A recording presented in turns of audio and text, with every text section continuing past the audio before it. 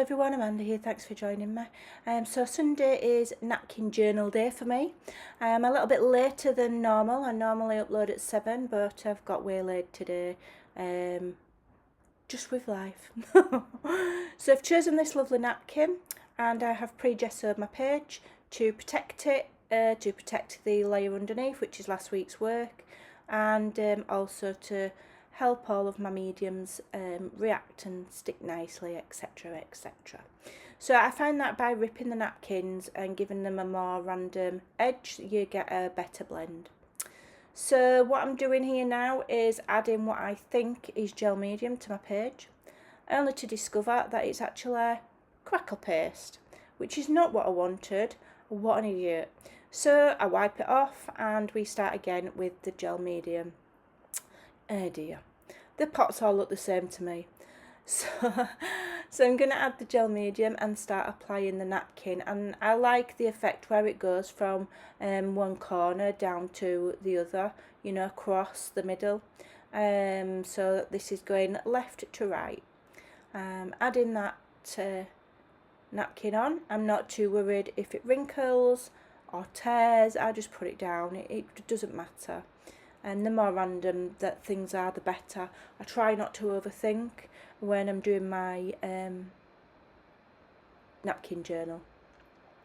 So I'm just layering this one on so that it goes nicely, cutting away the bits that I don't want, and then getting it on straight. I think I'd added it on upside down, so I had to take it off and do it again. I did quite a few things wrong this week and I did get a little bit frustrated. I think I was tired and I wasn't focusing properly, but the good thing about napkin journals and art journals is they're really forgiving. If you make a mistake, although there's no mistakes in art, if you do something that you're not keen on or that wasn't how you planned, you can very easily rectify anything. You know, you just keep going until you get your desired effect. It's just really important to dry off in between so that you've not got a big soggy wet mess. I'm really impressed with the Tim Holtz heat gun.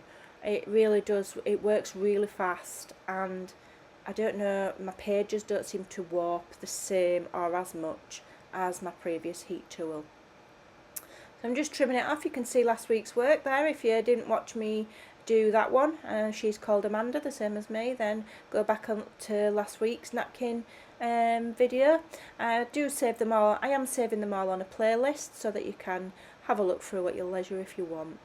So I'm adding some paints here, and what I realise is that I've added the gouache or gouache, however you pronounce it, instead of my white acrylic.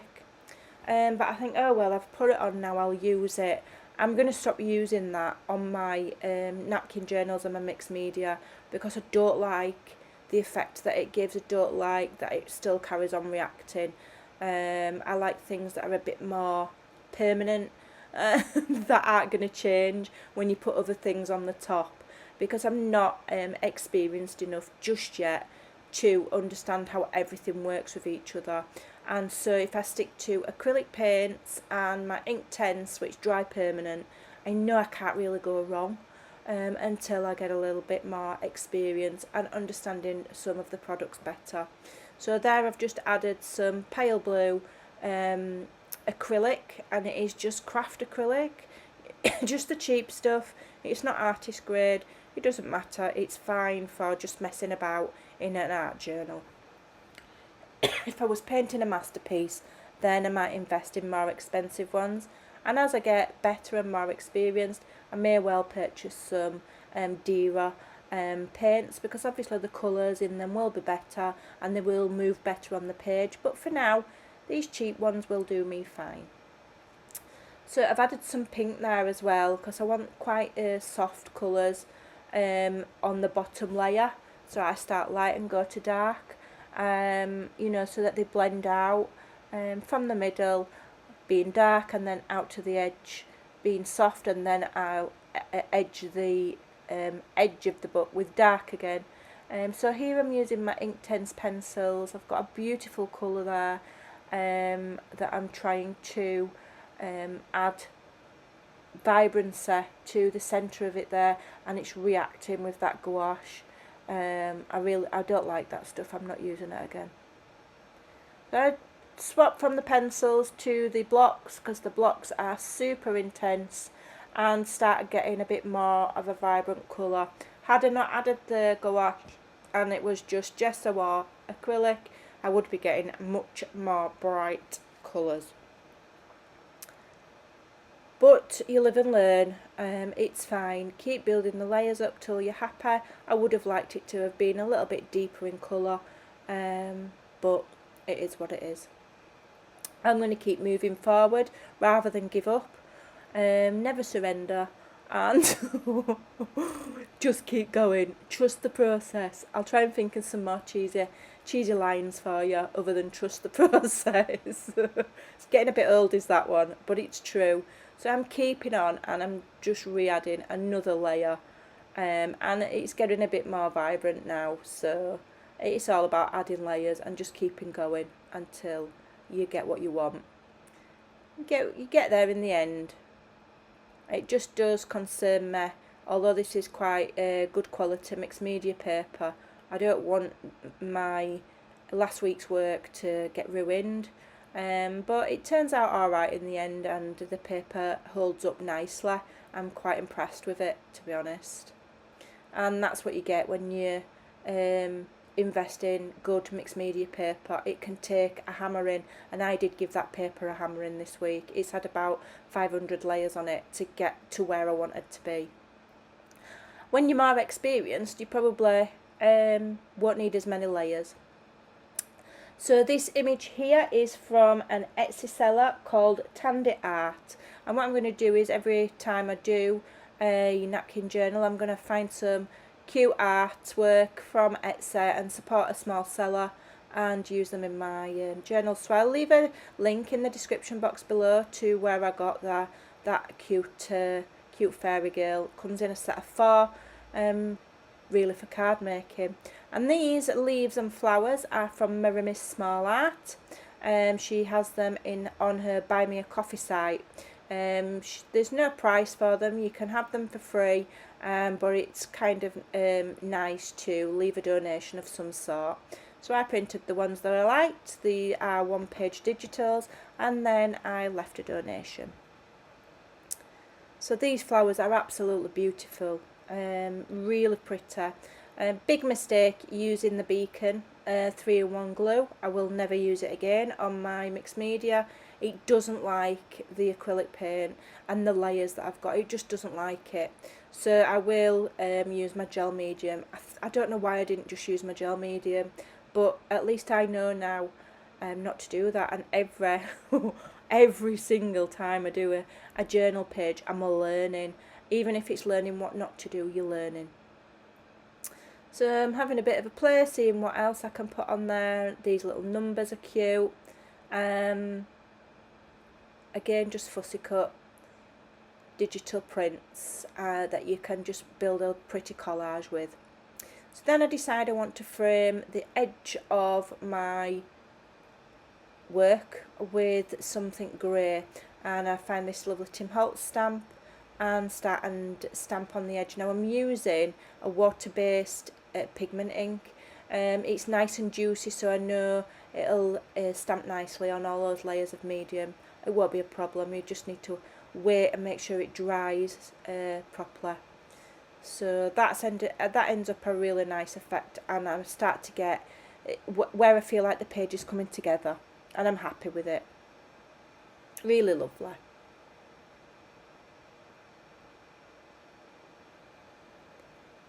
I just do down the 2 sides. I don't do all, the top and the bottom. I think it's not necessary.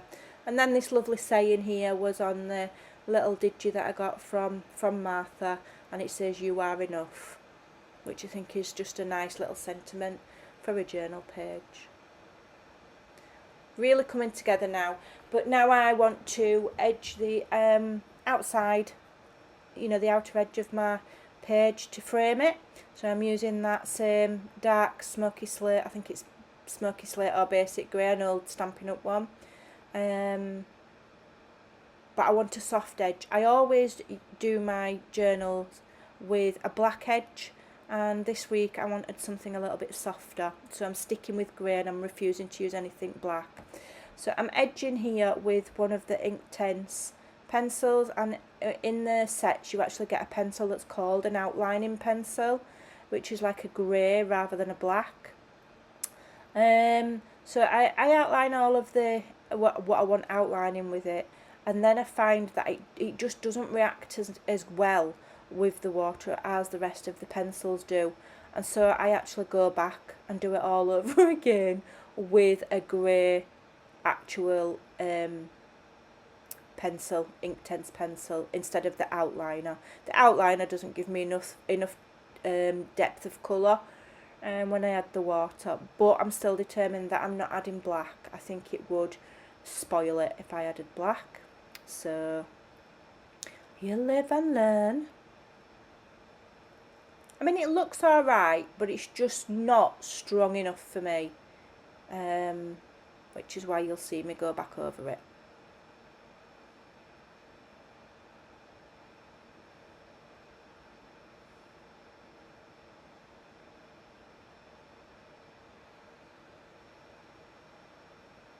So there we are. I've picked the actual grey paint pencil, and yeah, it ends up giving me a much better, you can see there, it's just got a better depth of colour than the outlining pencil. So yeah, getting there, building my layers, adding the colour. And it just makes them digital images just stand out a bit better. And then I'm going to add some to each corner to just add a bit of depth on the corners to try and draw it kind of together, for want of a better word. And yeah, I think that looks nice now. I'm happy with it. Took me about an hour to do this page. Adding layers and drying is a long process. And then I decide I want some white splatters, so I'm using gesso mixed with a bit of water, and my fan brush. I think I either add too much or my paint's too thick because it blobs everywhere. Just wipe it off and do it again, it doesn't matter. So I'll add the speckles and then I'm happy with it. So yeah, so I hope you enjoyed that napkin journal this week. See you next week.